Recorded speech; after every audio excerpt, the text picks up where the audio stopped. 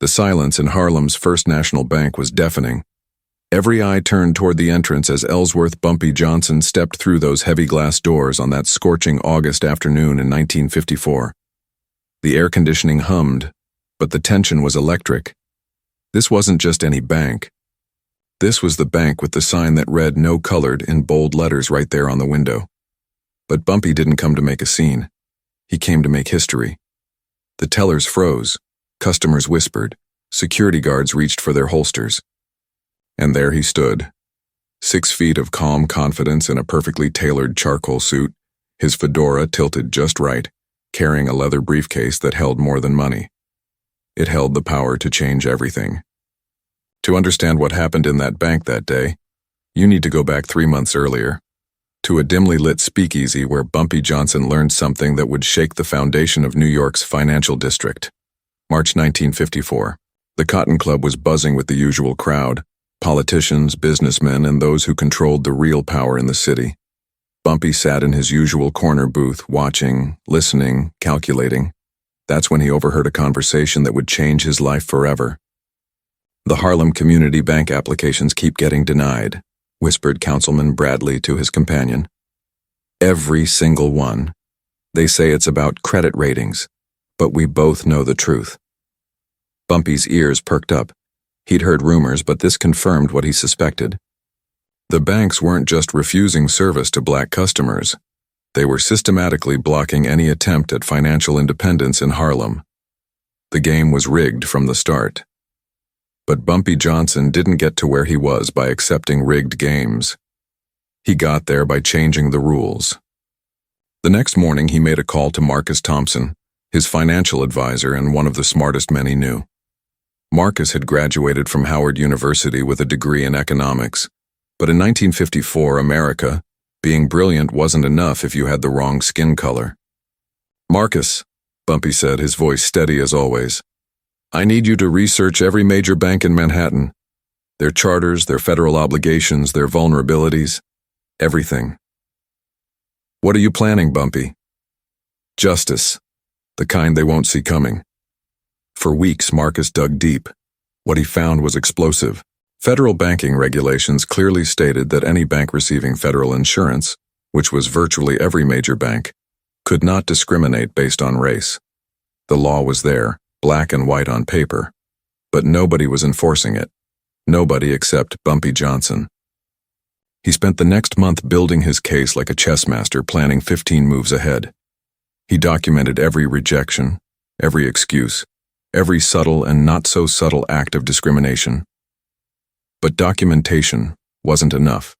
He needed leverage. He needed something that would make them listen. That's when he discovered the connection between Harlem's First National Bank and the illegal gambling operations they were secretly financing downtown. The same bank that refused to serve black customers was laundering money for the Italian families. The irony was beautiful. Armed with this knowledge, Bumpy knew he couldn't just walk in and demand service.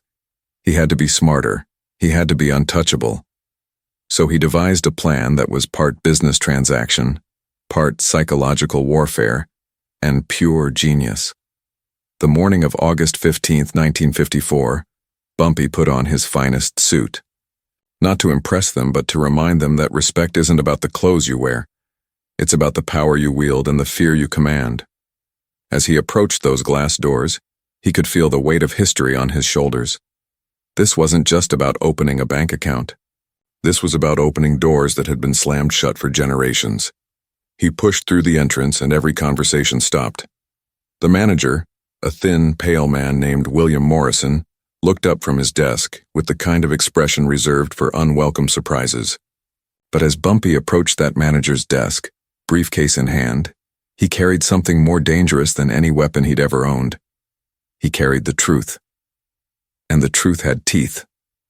William Morrison looked up from his mahogany desk like a man who'd just discovered something unpleasant stuck to his shoe. His pale blue eyes swept over Bumpy Johnson with the kind of disdain reserved for unwanted insects.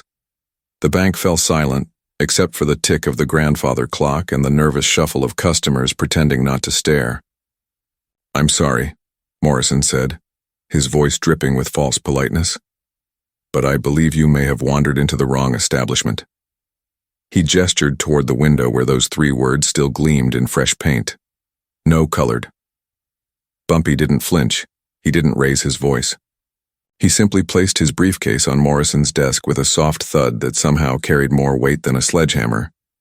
"Mr. Morrison," Bumpy said, his voice calm as still water, "I'm here to open an account." Morrison's face flushed red. Behind him, 2 security guards moved closer, their hands resting on their weapons. The other customers backed away like they were witnessing something dangerous, which they were. "Sir, this is a respectable establishment. We don't serve." Morrison paused, searching for the right words that wouldn't get him in legal trouble. "Your type." "My type?" Bumpy's eyebrow arched slightly. "And what type would that be, Mr. Morrison?" The manager's confidence grew. This was his domain, his rules, his power. The type that doesn't understand how civilized business works. The type that should stick to their own kind of establishments. A murmur rippled through the bank. Some customers nodded in approval, others shifted uncomfortably. But Bumpy Johnson stood there like a statue carved from pure composure. "I see," Bumpy said softly. "So you're telling me that a man who owns 3 legitimate businesses in Harlem, who pays more in taxes than most of your customers make in a year, who has never been convicted of a crime." He let that last part hang in the air like smoke. "That man can't open a bank account because of the color of his skin?" Morrison's smirk widened. "That's exactly what I'm telling you. Now I suggest you leave before I have you removed." But here's where Morrison made his first mistake. He thought humiliation would break Bumpy Johnson. He thought public embarrassment would send him running back to Harlem with his tail between his legs. He had no idea who he was dealing with. Bumpy had survived wars in the streets that would have destroyed lesser men. He'd stared down bullets, faced betrayal from his closest allies, and built an empire from nothing. A racist bank manager with delusions of grandeur. That wasn't a threat. That was an appetizer. "Mr. Morrison," Bumpy said, his voice still deadly calm, "do you know what the word insurance means?" The question caught Morrison off guard. "I beg your pardon?" "Insurance. Protection against loss, against accidents." Bumpy's fingers drummed once on the briefcase. "Your bank carries federal insurance, doesn't it? FDIC protection?" Morrison's confidence wavered for just a second. "Of course we do. All legitimate banks." "Interesting," Bumpy interrupted. "Because federal insurance comes with federal obligations, federal laws that must be followed." He leaned forward slightly. "Laws about discrimination." The color drained from Morrison's face, but his arrogance quickly returned. "You can quote all the laws you want. No colored man is getting an account at my bank. Not today, not ever." The second mistake. Morrison wasn't just refusing service, he was making it personal. He was making it about power, about showing everyone in that bank who was in charge. But power, real power, isn't about what you can deny people. It's about what you can take away from them when they least expect it. "Your bank," Bumpy repeated slowly, like he was tasting the words. "Interesting choice of words, Mr. Morrison." "That's right. My bank, my rules." Bumpy nodded thoughtfully. "And these rules of yours, they apply to everyone?" "Every colored person who walks through that door. Even if that colored person has information about your bank's side businesses?" The question hung in the air like a noose. Morrison's face went from red to white to gray in the span of 3 seconds. "I don't know what you're talking about," Morrison stammered. "Of course you don't." Bumpy's smile was razor thin. "Just like you don't know about the monthly deposits from Carmine Torino's operation. Just like you don't know about the offshore accounts. Just like you don't know that your respectable establishment has been washing dirty money for the past 18 months. The bank was so quiet you could hear a pin drop in the next building. Morrison's hands started to shake. You're making this up? You have no proof." "Proof?" Bumpy touched his briefcase. "Mr. Morrison, I don't make accusations. I state facts." And that's when Morrison made his biggest mistake of all. Instead of backing down, Instead of listening to the warning in Bumpy's voice, he decided to double down on his arrogance. "Get out!" Morrison shouted, standing up so fast his chair fell over. "Security, remove this man immediately." The two guards stepped forward, but something in Bumpy's eyes made them hesitate. It wasn't fear they saw. It wasn't anger. It was something far more dangerous. It was certainty. "Gentlemen," Bumpy said to the guards without looking at them, "I'd think very carefully about your next move." Because they thought they were dealing with just another black man who could be intimidated, humiliated, and thrown out. They thought this was about race, about keeping people in their place. They had no idea this was about justice. And justice, when it comes from a man like Bumpy Johnson, doesn't knock politely on your door. The security guards hesitated. Something in Bumpy's stillness told them this wasn't going to end the way Morrison expected. But duty called, and they stepped forward, hands reaching for Bumpy's arms. That's when Bumpy did something that froze everyone in place. He smiled. Not a threatening smile, not an angry smile. The kind of smile a chess master gives when his opponent walks into checkmate without realizing it. "Gentlemen," Bumpy said softly, "before you lay hands on me, I suggest you ask Mr. Morrison about his weekly Thursday meetings with Carmine Torino." Morrison's face went white as fresh snow. "How do you know about the basement office? The offshore transfers? The safety deposit boxes registered under fake names?" Bumpy's voice remained calm as still water. "Mr. Morrison, I know things that would make your federal insurance investigators very, very interested." The guards looked between Bumpy and Morrison, uncertainty creeping into their eyes. This wasn't going according to script, but Morrison wasn't ready to fold. Not yet. "You're bluffing. You have nothing." Bumpy reached for his briefcase. The entire bank held its breath. Nothing. He opened the case with deliberate slowness. Inside, stacks of documents, photographs, and what looked like ledger pages. "Mr. Morrison, I have 18 months of financial records showing irregular deposits. I have photographs of you meeting with known criminals.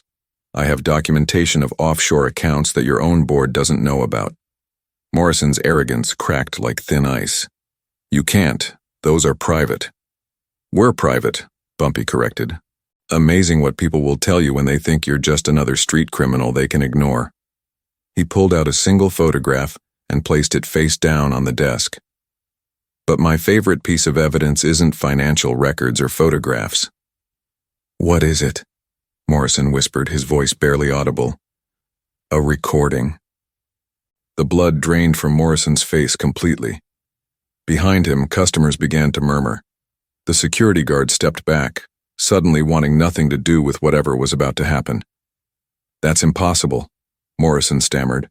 "There are no recordings. Thursday, July 8, 1954. 3:47 p.m. basement office." Bumpy's voice was precise as a surgeon's knife. "Your exact words were, 'I don't care if it's dirty money as long as it's green money. Those coloreds upstairs will never know what's happening right under their feet.'" Morrison collapsed into his chair like a deflated balloon. The photograph on his desk seemed to burn through the wood. "You see, Mr. Morrison," Bumpy continued, his voice gaining strength, "while you were busy humiliating people who looked like me upstairs, you forgot that we exist downstairs too. In kitchens, in maintenance rooms, in places where important men have important conversations and never notice the help."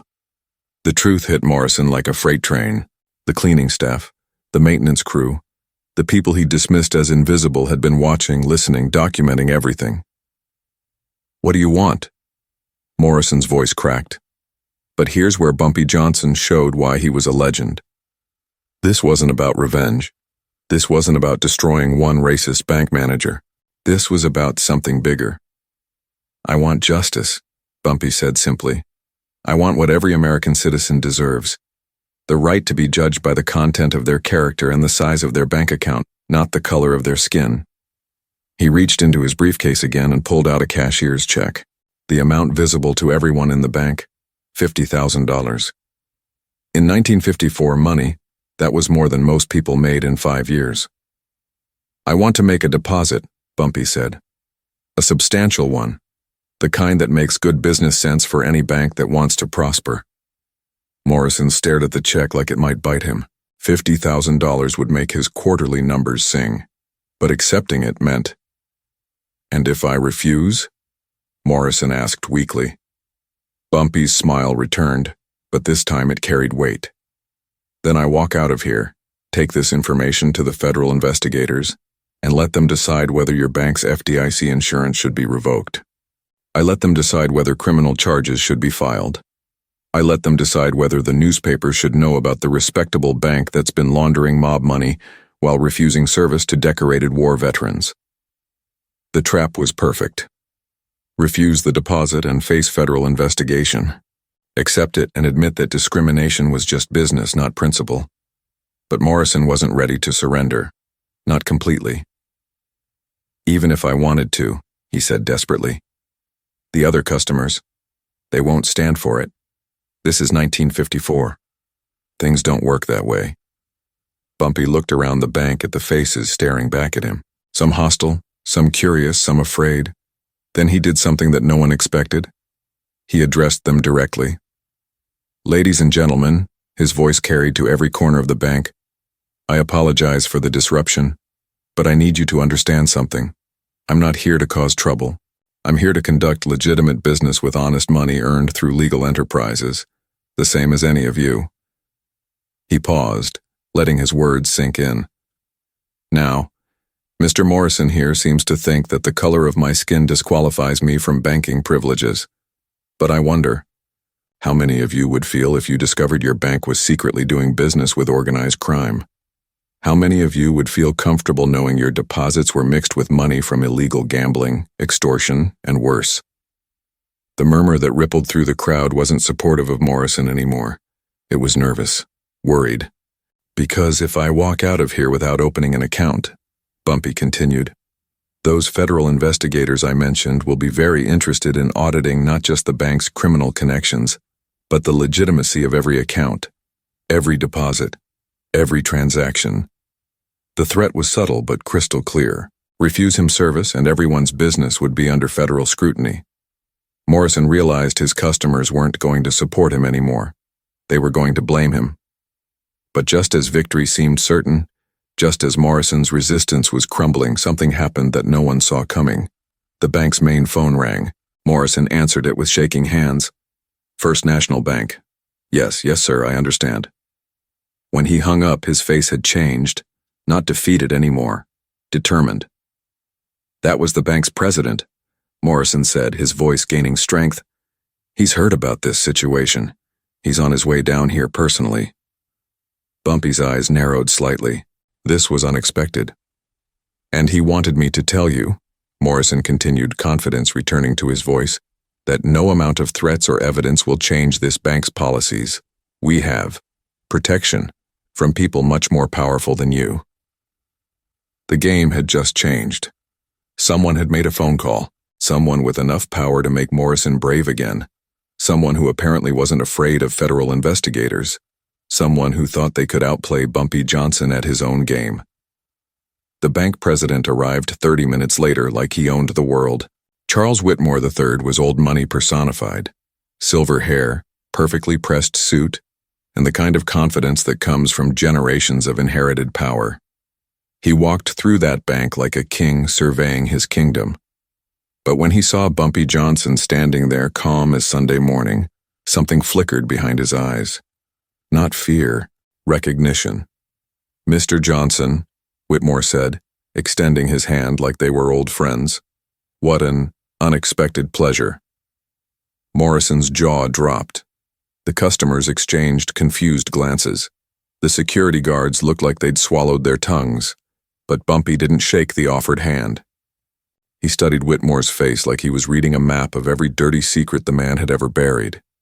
"Mr. Whitmore," Bumpy said quietly, "still taking your Thursday afternoon meetings in the basement?" The color drained from Whitmore's face faster than water down a drain, because this wasn't just about Morrison anymore. This went all the way to the top. "I think," Whitmore said carefully, "we should discuss this matter privately." "No." Bumpy's voice cut through the air like a blade. "We discuss it here, in front of everyone, because secrets have a way of growing in the dark. Whitmore glanced around the bank at all the watching faces, all the listening ears. His calculated smile never wavered, but sweat began to bead on his forehead. "Mr. Johnson, I'm sure we can reach some kind of understanding." Understanding? Bumpy reached into his briefcase one more time. What he pulled out made Whitmore step backward like he'd been slapped. A tape recorder. Small, silver, and still spinning. "This entire conversation has been recorded," Bumpy announced to the bank. "Every word, every threat, every admission." Morrison collapsed into his chair. Whitmore's composure cracked like thin ice. That's illegal," Whitmore stammered. "You can't record people without their consent." "In a public place of business?" Bumpy's eyebrow arched. "When federal crimes are being discussed." "Mr. Whitmore, I think you'll find that federal investigators are very interested in recordings that document criminal conspiracies." But here's where the real genius of Bumpy Johnson revealed itself. Because he hadn't just been recording this conversation, he'd been recording for months. "You see, gentlemen," Bumpy said, his voice carrying to every corner of the bank, "while you've been busy refusing service to honest citizens, I've been documenting your real business, the money laundering, the offshore accounts, the protection payments to organized crime families." He reached into the briefcase again and pulled out a stack of photographs. Bank officials shaking hands with known criminals. Suitcases full of cash being loaded into private cars. Meetings in dark alleys that no legitimate banker should ever attend. "But my personal favorite," Bumpy continued, placing a single photograph on Morrison's desk, "is this one from last Tuesday night. Mr. Whitmore, would you like to explain to your customers why you were having dinner with 3 members of the Torino family?" Whitmore's face went from pale to gray to green. The photograph showed him laughing at a table with men whose faces had been on FBI wanted posters for years. "This is blackmail," Whitmore whispered. "No," Bumpy corrected. "This is justice. Blackmail is when you demand money to keep quiet. I'm not asking for money, I'm asking for what every American citizen deserves, equal treatment under the law." The trap was perfect, beautiful, devastating. Because Bumpy hadn't just gathered evidence. He'd created a situation where refusing him service meant admitting to federal crimes in front of witnesses, where discriminating against him meant confessing to money laundering, racketeering, and conspiracy. "The choice is simple," Bumpy said. "Accept my deposit, treat me with the same respect you show any other customer, and your secrets stay between us. Or refuse me service and watch federal investigators shut down your bank while your customers learn exactly what kind of institution they've been trusting with their money." Morrison looked at Whitmore. Whitmore looked at the photographs. The customers looked at each other with growing alarm. That's when Whitmore made his final desperate play. "Even if we wanted to help you," he said, voice shaking, "we can't. The other banks, they have agreements. Gentlemen's agreements. If we break ranks, if we serve people like you, they'll destroy us." It was the last card he had to play. The admission that discrimination wasn't just policy, it was conspiracy. A coordinated effort by all the major banks to maintain segregation.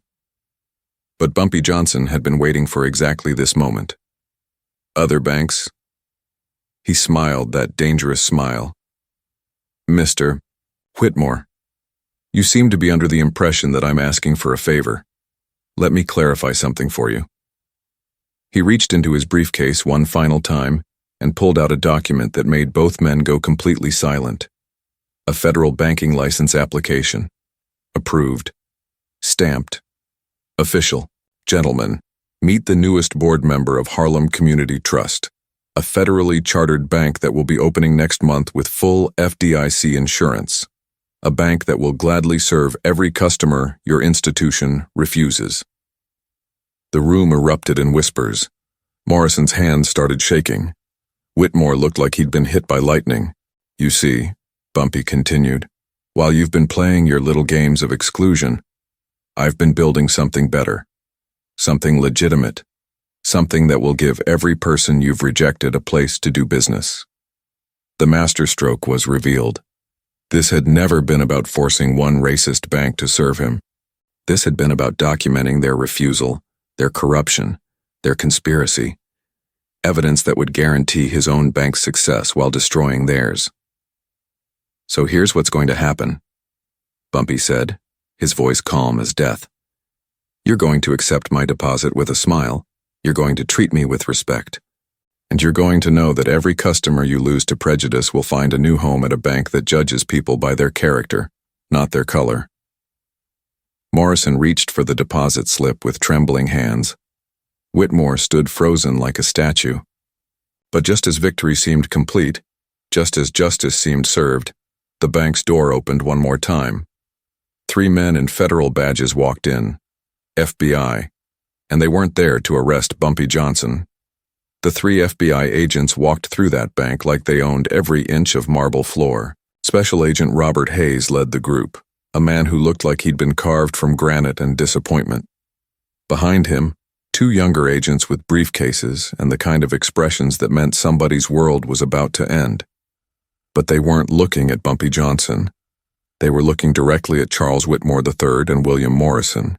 Mr. Whitmore, Agent Hayes said, his voice carrying the weight of federal authority, you're under arrest for conspiracy to commit money laundering, racketeering, and violation of federal banking regulations. The bank erupted in chaos. Customers gasped. Tellers whispered frantically. Morrison's face went from pale to completely bloodless. But Bumpy Johnson? He stood there calm as a lake at midnight, watching justice unfold exactly as he'd orchestrated it. This is outrageous, Whitmore sputtered, his refined composure cracking like cheap paint. You can't just storm in here and— Sir, Agent Hayes interrupted, we have recordings of your conversations with members of organized crime families. We have photographs of illegal transactions. We have 18 months of documented evidence showing systematic violation of federal banking laws. Hayes turned to address the entire bank. This institution has been under federal investigation for money laundering and racketeering. As of this moment, all accounts are frozen pending a complete audit. The customers erupted in panic. Their money, their savings, everything was suddenly trapped in a criminal enterprise they never knew they were part of. Morrison tried to run. He actually bolted for the back exit like a rabbit fleeing a wolf. But the second FBI agent was already there, handcuffs ready. Mr. Morrison, the agent said almost politely, you're also under arrest. That's when Whitmore made his final, desperate play. He pointed directly at Bumpy Johnson. Wait, Whitmore shouted. If you want real criminals, there's your man, Ellsworth Johnson. Everyone knows he runs illegal operations in Harlem. The entire bank turned to look at Bumpy. Here was the moment of truth, the moment when his past could destroy everything he'd built. But Agent Hayes did something that stunned everyone in that bank. He smiled. Mr. Johnson, Hayes said respectfully, thank you for your cooperation in this investigation. Your information was invaluable in building our case. The truth hit the bank like a lightning bolt. Bumpy hadn't just been gathering evidence for leverage. He'd been working with the FBI all along. You see, ladies and gentlemen, Bumpy said, finally speaking to the crowd, when you discover federal crimes, you have 2 choices. You can use that information for personal gain, or you can do what's right for your country. He reached into his briefcase and pulled out an official FBI consultant badge. The room went silent. Not the nervous silence of before, but the stunned silence of people realizing they'd completely misunderstood everything they'd witnessed. For 6 months, Bumpy continued, I've been documenting the criminal activities of this institution. Not for blackmail, not for personal revenge, but because when banks break federal law, when they discriminate and launder money, they hurt entire communities. Whitmore's face contorted with rage and disbelief.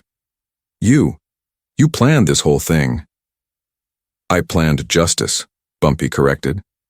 I plan to give every person you've rejected, every customer you've lied to, every community you've stolen from, the truth they deserve. The genius was breathtaking. The discrimination, the humiliation, the threats, all of it had been theater designed to get them to confess their crimes in front of witnesses and recording devices. Your bank, Bumpy said to the terrified customers, has been stealing from you for years, mixing your honest money with criminal proceeds, using your deposits to fund illegal operations, all while refusing service to law-abiding citizens based on skin color. Agent Hayes stepped forward with the formal charges. Mr. Whitmore, you're charged with money laundering, conspiracy to commit racketeering, violation of federal banking regulations, and civil rights violations. Mr. Morrison, you face the same charges, plus obstruction of justice. As the handcuffs clicked into place, Whitmore turned to Bumpy with pure hatred in his eyes. You think you've won? You think this changes anything? There are dozens of banks just like this one. Dozens of men just like me. You can't fight them all. Bumpy's response was calm, measured, and absolutely devastating. I don't need to fight them all, he said. I just need to show them what happens to men who confuse prejudice with power. The FBI began escorting Whitmore and Morrison toward the door. But as they passed Bumpy, Whitmore hissed one final threat. This won't end here, Johnson. People like you don't get to win against people like us. Not in 1954, not ever. Bumpy looked him dead in the eye. Mr. Whitmore, people like me have been winning against people like you for centuries. We just never had the paperwork to prove it before. As the arrested men were led away, Agent Hayes turned back to address the bank. This institution will remain closed pending investigation. All customers will have their accounts transferred to legitimate banks of their choosing. Any funds connected to criminal activity will be seized. He paused, looking around the room. However, I'm pleased to announce that Harlem Community Trust, a new federally chartered bank, will be opening next week to serve any customers who need immediate banking services. The crowd murmured in amazement. The man they'd watched being discriminated against, humiliated, and threatened was now offering to help them. Mr. Johnson, Agent Hayes said formally, on behalf of the Federal Bureau of Investigation, thank you for your service to justice. But Bumpy raised his hand to stop the praise. Agent Hayes, I didn't do this for recognition. I did it because every American citizen deserves the same rights, the same respect, the same opportunities, regardless of the color of their skin. He turned to face the customers who had watched his humiliation just hours before. Some looked ashamed. Others looked amazed. All of them looked like they were seeing him for the first time. Ladies and gentlemen, Bumpy said, his voice carrying to every corner of the bank, I hope what you witnessed today teaches you something important. Justice isn't about revenge. It's about making sure the next person doesn't have to face what you faced. As the FBI finished securing the scene, as the customers slowly filed out, as the greatest banking scandal in New York history began to make headlines, one question remained. What happened next would be talked about in Harlem for generations. As the FBI agents finished their work and the last of the stunned customers filed out of the disgraced bank, Bumpy Johnson stood alone in that marble temple of corruption. The afternoon sun streamed through the windows, illuminating the scene of his greatest victory. But this wasn't the end of the story. This was the beginning of a legend. Agent Hayes approached Bumpy one final time before leaving. Mr. Johnson, I have to ask, how did you know? How did you piece together an operation that sophisticated? Bumpy's answer revealed the true genius of his plan. Agent Hayes, when you grow up in the streets, you learn to read people. You learn to see what they're really doing versus what they claim to be doing. These bankers thought they were untouchable because they wore suits instead of street clothes. But crime is crime, whether it happens in an alley or a boardroom. He gestured around the empty bank. The difference is street criminals are honest about what they are. These men hid behind respectability while stealing from entire communities. That made them more dangerous than any gangster I've ever faced. Within hours, the story exploded across every newspaper in New York. Harlem's Bumpy Johnson exposes banking conspiracy. FBI arrests bank officials in money laundering scheme. The man who brought down Manhattan's most corrupt bank. But the real story wasn't in the headlines, it was in the streets. Word spread through Harlem like wildfire. The man they'd known as a numbers runner, a street operator, someone who worked in the shadows. He'd taken down the entire financial establishment that had kept them locked out for decades. The Harlem Community Trust opened the following Monday to lines that stretched around 3 city blocks. Every person who'd been rejected, humiliated, or discriminated against by the major banks came to do business with the institution Bumpy had built. But here's what made it legendary. Bumpy didn't just open a bank for black customers. He opened it for everyone who'd been rejected by the system.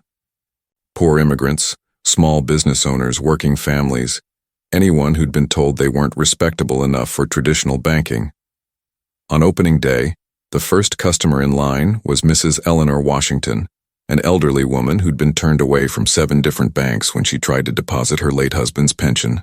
Behind her stood Marco Antonelli, an Italian immigrant whose accent had cost him banking privileges at 3 institutions. Next was Sarah Cohen, a Jewish seamstress whose small business account applications had been mysteriously lost at every major bank in the city. The line represented something more powerful than money. It represented justice.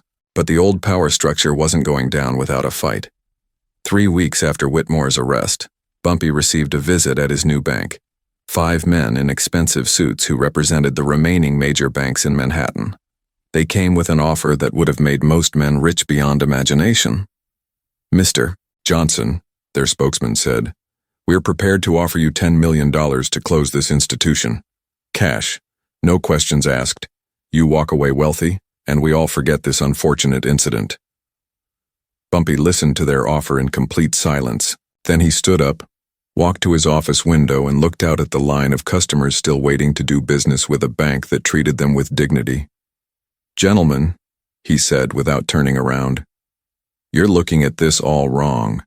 You think this is about money. You think this is about competition. You think this is about business." He turned to face them, and in his eyes they saw something that made them understand why this man had survived and thrived in the most dangerous streets in America. "This is about respect. This is about justice. This is about making sure my community never has to bow down to your kind of power again." The offer was refused. The men left. And within 6 months, 3 more major Manhattan banks were under federal investigation for discriminatory practices. The legend of that day spread far beyond New York. Banks across the country began changing their policies, terrified that they might face their own Bumpy Johnson, someone smart enough, patient enough, and brave enough to expose their corruption to federal authorities. But the real measure of Bumpy's victory wasn't in the institutions he brought down. It was in the lives he lifted up. By 1955, Harlem Community Trust was financing black-owned businesses, providing home loans to families who'd been redlined by other banks, and offering financial services that treated every customer with equal respect, regardless of their background. The bank became a symbol that spread across America. In Chicago, Detroit, Los Angeles, wherever communities had been locked out of the financial system, they pointed to Harlem and said, "If Bumpy Johnson can do it there, we can do it here." Years later, when civil rights leaders needed examples of economic justice, they studied what happened in that Manhattan bank on August 15, 1954. They learned that sometimes the most powerful weapon against systemic oppression isn't a march or a protest. It's a man with a briefcase full of evidence and the courage to use it. William Morrison served 18 months in federal prison. Charles Whitmore III got 5 years and lost his family's banking empire. Their bank was dissolved, and every customer who'd lost money due to their criminal activities was compensated by federal insurance. But here's the part of the story that makes it legendary. Bumpy Johnson never gloated, never celebrated their downfall. When reporters asked him how it felt to destroy such powerful enemies, his answer became famous across America. "I didn't destroy them," he said simply. "They destroyed themselves. I just held up a mirror so everyone could see what they really were." That's what made Bumpy Johnson more than just a street legend. That's what made him a man who changed history. Because when you stand up to power with truth instead of violence, when you fight injustice with intelligence instead of anger, when you build something better instead of just tearing something down, that's when you become untouchable. That's when you become legendary. And that's why 70 years later people still tell the story of the day Bumpy Johnson walked into a no-colored bank and walked out having changed American finance forever.